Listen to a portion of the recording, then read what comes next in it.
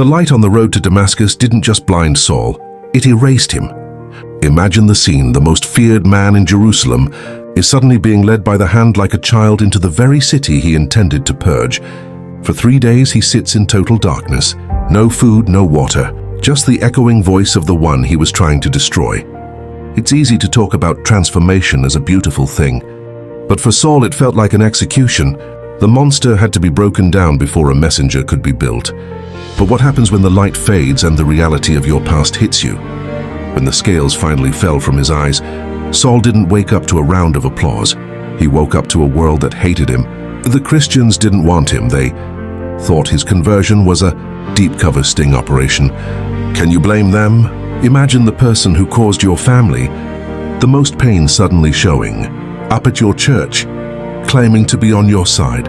Could you forgive him? Could you trust him? Then came the pivot that changed everything. Saul, the elite Pharisee with the backing of the high priest, started preaching that Jesus is the Son of God. In an instant, his former allies became his deadliest enemies. The hunter was officially the hunted.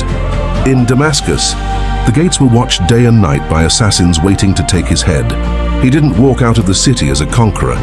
He was lowered down a stone wall in a wicker basket in the dead of night, shivering in the shadows, branded a traitor by his own people. Have you ever felt the weight of your past mistakes, making it impossible to move forward? That was Saul's daily bread. Most people think he went straight from that basket to writing the New Testament. He didn't. He vanished. He spent the next 3 years in the wilderness of Arabia. Why? Because you don't unlearn a lifetime of legalism and hatred overnight. He needed the silence of the desert to reconcile. The man he was with, the man God called him to be. He was a man without a country, too Christian for the Jews, and too Jewish for the Christians. When he finally returned to Jerusalem 3 years later, he wasn't the polished, angry monster we saw before. He was weathered. He was humble, and he bore the first of the scars that would eventually cover his body. He went from a seat of power to a life of peril, proving that when God changes a heart, He doesn't just change your destination, He changes your entire identity. So, here's the question for you. Saul had to lose his sight to finally see the truth. What are you holding on to so tightly today that it's keeping you blind to your own transformation?